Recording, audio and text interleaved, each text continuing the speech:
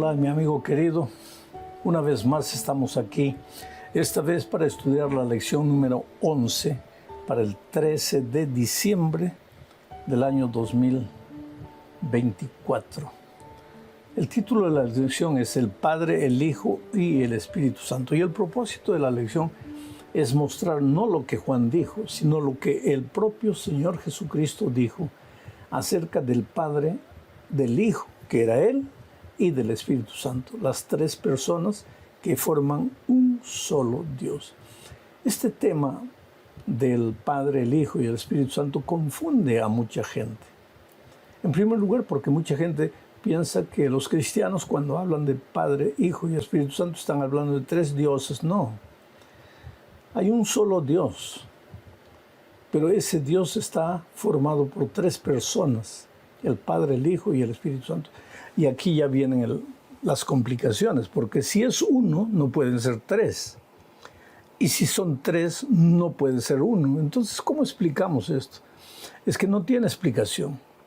Dios es como todo el agua del mar, y nuestra cabecita es como un vaso. ¿Cómo vas a hacer caber todo el agua del mar en un vaso? Pues nuestra mente humana no es capaz de entender a Dios. Spurgeon, un grande predicador del pasado, decía: muéstrame una lombriz que pueda entender al hombre y yo te mostraré un hombre que pueda entender a Dios. Es imposible. Pero te voy a hacer una ilustración solo para que trates de encontrar más luz a este asunto. Y yo en este momento estoy hablando contigo, soy el pastor. Dentro de un momento me llama mi esposa, para ella yo soy el esposo. Después me llama mi hijo, para él yo soy el padre. Pero yo soy el único. El pastor, el esposo, el padre, yo soy el único. Así es con Dios. Él es el Padre, es el Hijo y el Espíritu Santo, pero es un único Dios. Bueno, vamos a ver lo que Jesús dijo acerca de este asunto. Leo Juan 10, 29 al 32. Yo les doy vida eterna y no perecerán jamás, ni nadie las arrebatará de mi mano. Jesús le está diciendo esto en oración a su Padre. Yo les doy vida eterna. ¿A quién? A los seres humanos, a las ovejas. Ellos no perecerán jamás, ni nadie las arrebatará de mi mano. Mi Padre que me las dio, ¿quién está orando? Jesús. Él dice, mi Padre que me las dio, ¿a quién les dio? A las ovejas. Mi Padre que me las dio es mayor que todos y nadie las puede arrebatar de la mano de mi Padre. Es decir, nadie puede arrebatar a las ovejas de la mano del Padre. Yo y el Padre uno somos. Entonces los judíos volvieron a tomar piedras para apedrearle. Jesús les respondió, muchas buenas obras os he mostrado de mi Padre. ¿Por cuál de ellas me apedreáis? Le respondieron los judíos diciendo, por buena obra no te apedreamos, sino por la blasfemia, porque tú, siendo hombre, te haces Dios. Pues los judíos no entendían, y hay mucha gente que no entiende hoy. Yo conozco cristianos sinceros, que creen que el Espíritu Santo es una fuerza, es una energía, o que es un ángel, o que es el propio Señor Jesucristo hablando de Él, en fin. Pero no creen que el Espíritu Santo es una persona. Así como los judíos en el tiempo de Cristo no creían que el Padre y el Hijo eran una sola persona. Porque Jesús es claro al decir aquí, yo tengo ovejas, mi Padre me las dio, yo les doy vida eterna a las ovejas. ¿Cómo le da vida eterna? Si Jesús no es Dios, ¿cómo puede darle vida eterna a las ovejas? Mi Padre me las dio. Nadie arrebatará las ovejas de las manos de mi Padre, porque tampoco las puede arrebatar de mis manos, porque el Padre y yo somos uno solo, el mismo Dios.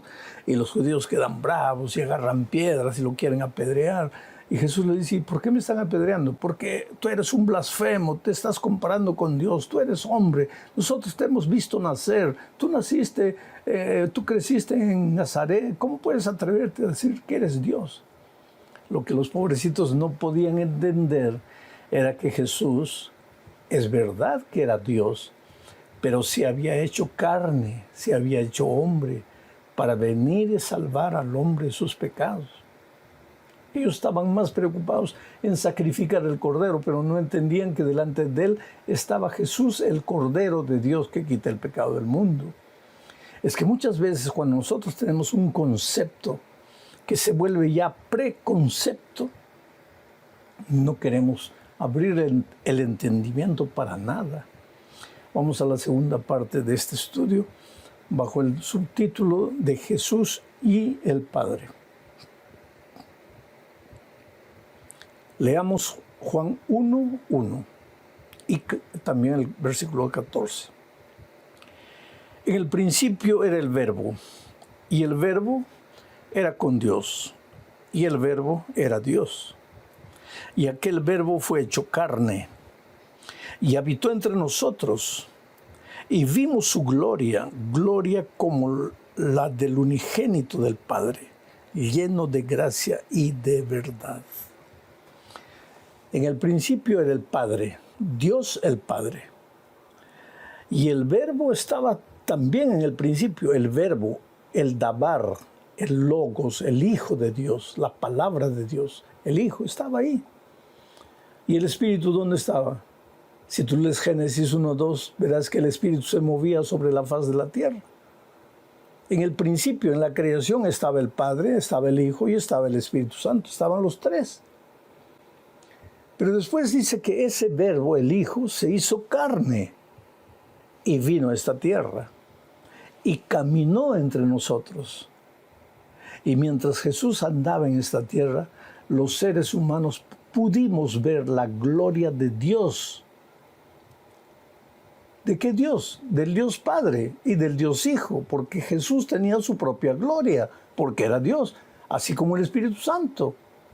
En Apocalipsis 18:1 vemos a un ángel volando, que es el Espíritu Santo, y la tierra toda es iluminada con la gloria de Dios.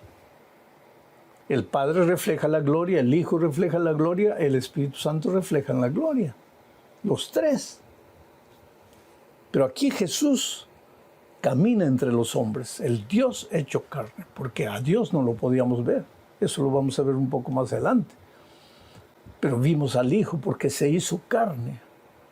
Ahora, el hecho de que Jesús se hizo carne no quiere decir que dejó de ser Dios o que perdió alguno de sus atributos de Dios.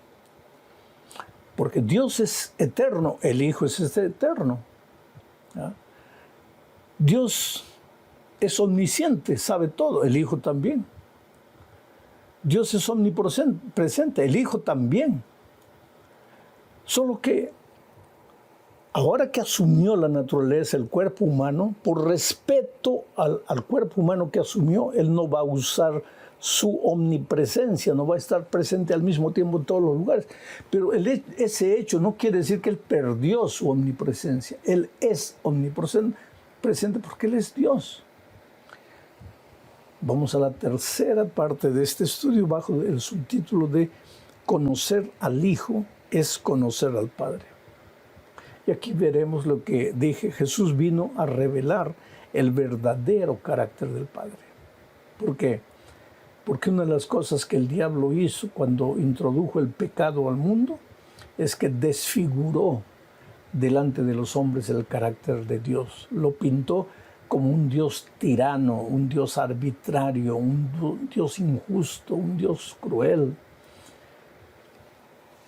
Para muchos de nosotros, Dios está en el trono, sentado, con una vara en la mano, con rostro severo, serio, mirando a la tierra. A ver, ¿dónde encuentro al hijo desobediente que se porta mal? Y cuando encuentra un hijo desobediente, ¡pah!, lo castiga. Por lo menos cuando yo era niño, ese era el tipo de Dios que me pintaban, que me describían. Y yo soy uno de los típicos cristianos que nació creciendo en el Dios castigador. El sábado no se puede hacer nada porque Dios nos está vigilando. Cuando quería hacer, era niño, tenía 5, 6, 7 años, pues un niño. quería hacer algo y ya inmediatamente los hermanos mayores, no mis hermanos mayores, sino los hermanos mayores de la iglesia, inmediatamente, ¡ay, mira que Dios te está contemplando! Y si por ventura yo corría el sábado y me caía, Dios te está castigando. Pero ese es el Dios que el diablo pintó y que algunos cristianos que no han entendido el cristianismo se encargan de esparcir esa idea. Lee El Camino a Cristo, ese librito pequeñito de la sierva de Dios. Lee el capítulo 1 del Camino a Cristo y vas a conocer ahí que el diablo desfiguró ante los hombres el carácter de Dios. Ahora, ¿para qué vino Jesús? Para revelar el verdadero amor del Padre. Dice Juan 1:18. A Dios nadie le vio jamás, al Padre. Nadie le vio jamás. El unigénito Hijo que está en el seno del Padre, Él le ha dado a conocer. Jesús vino y caminó entre los hombres. Llamó a los hombres. ¿A quiénes? A un bando de pecadores, pescadores, los llamó. Caminó con ellos. Les enseñó, 3 años enseñándoles. No aprendieron porque en la hora de la crucifixión todos esos lo abandonaron. Pero Jesús no los descartó y les dio una nueva oportunidad. Ese es el Dios de amor. No el Dios contemplativo que te pasa la mano por la cabeza. Oh, pecador eres, yo te amo, sigue pecando, que yo te amo, ya morí por ti. No. Pero es el Dios que te da una oportunidad y otra oportunidad para que te levantes, para que continúes, para que no te desesperes, para que cuando el diablo te hace caer y viene después y te dice, mira, no vales para nada, eres un miserable, ¿por qué no te quitas la vida? ¿Por qué no te vas de la iglesia? Con Judas lo hizo quitarse la vida, pero con Pedro no, porque Pedro creyó en la gracia transformadora de Jesucristo. Entonces Jesús vino para reflejar ante ti la gloria de Dios, el carácter maravilloso de Dios. Si Jesús te ama, el Padre te ama y el Espíritu Santo también te ama. Vamos a la parte 4 del estudio de esta semana. Y aquí vamos a hablar del Espíritu Santo. Juan 1, 12 y 13, mira lo que dice.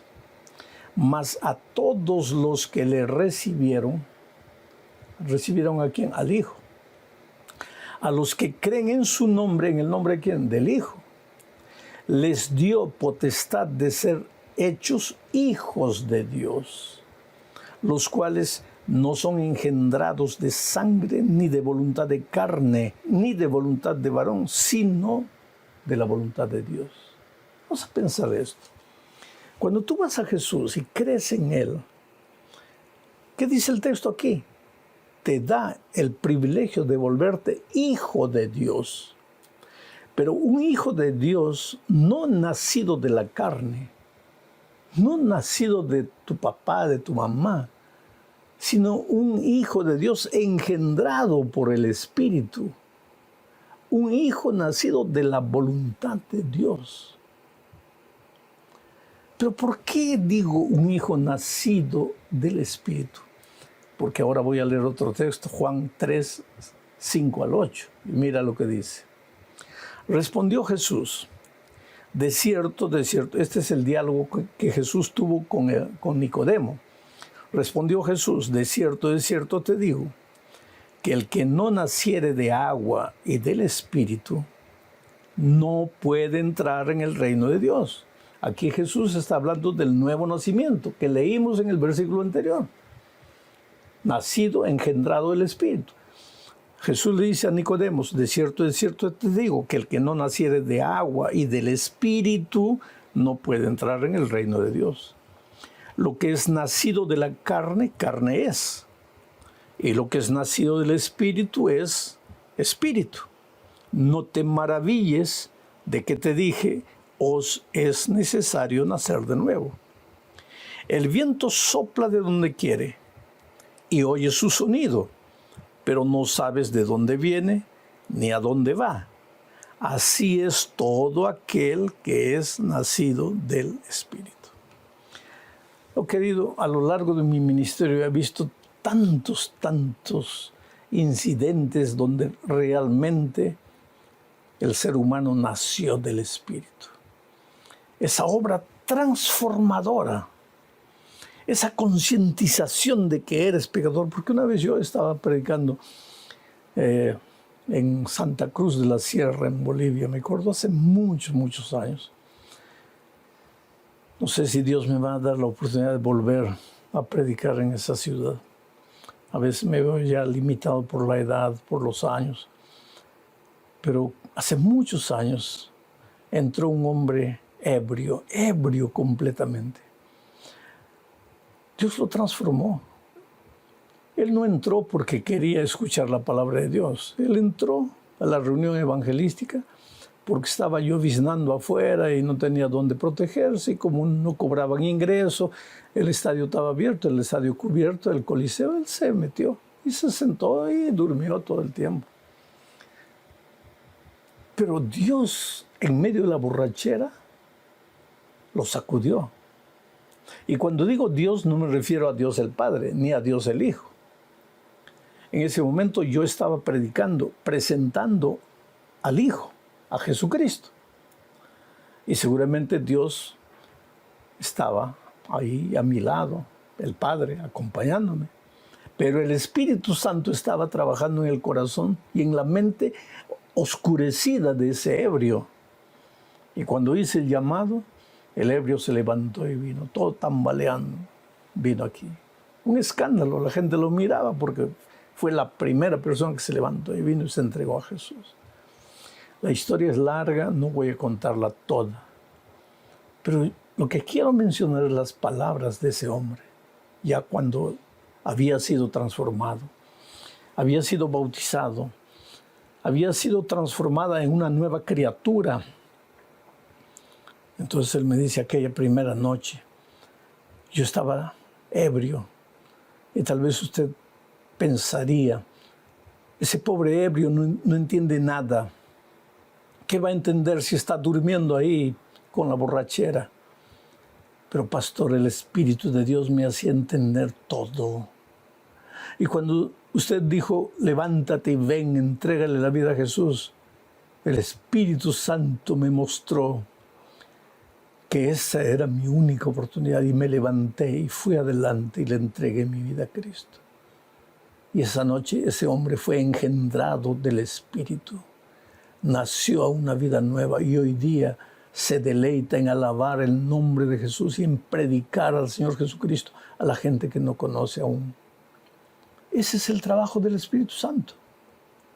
Y si seguimos estudiando adelante, veremos que en el Nuevo Testamento encontramos al Espíritu enseñando, al Espíritu mostrando el camino, al Espíritu convenciéndonos del pecado, al Espíritu convenciéndonos de la justicia de Cristo, del juicio venidero. En fin, el Espíritu no es un pedazo de aire que vaga por ahí. El Espíritu Santo es una persona tan divina cuanto el Hijo y cuanto el Espíritu Santo. Vamos a la quinta y última parte de este estudio, hablando de la oración de Jesucristo. Eso está en el capítulo 17. Todo el capítulo 17 es la oración intercesora de Cristo en favor de sus discípulos. Ahora, si tú lees toda la lección, todo el capítulo 17, vas a ver que el propósito central del capítulo 17 es que nosotros conozcamos al Dios verdadero, conozcamos al Padre, conozcamos al Hijo, conozcamos al Espíritu Santo, que nos relacionemos con Él y que vivamos con Él una vida de comunión diaria. Leo Juan 17, versículos 3 al 5, dice: y esta es la vida eterna, que te conozcan a ti, el único Dios verdadero, y a Jesucristo a quien has enviado. Yo te he glorificado en la tierra, he acabado la obra que me diste que hiciese. Ahora pues, Padre, glorifícame tú al lado tuyo, con aquella gloria que tuve contigo antes que el mundo fuese.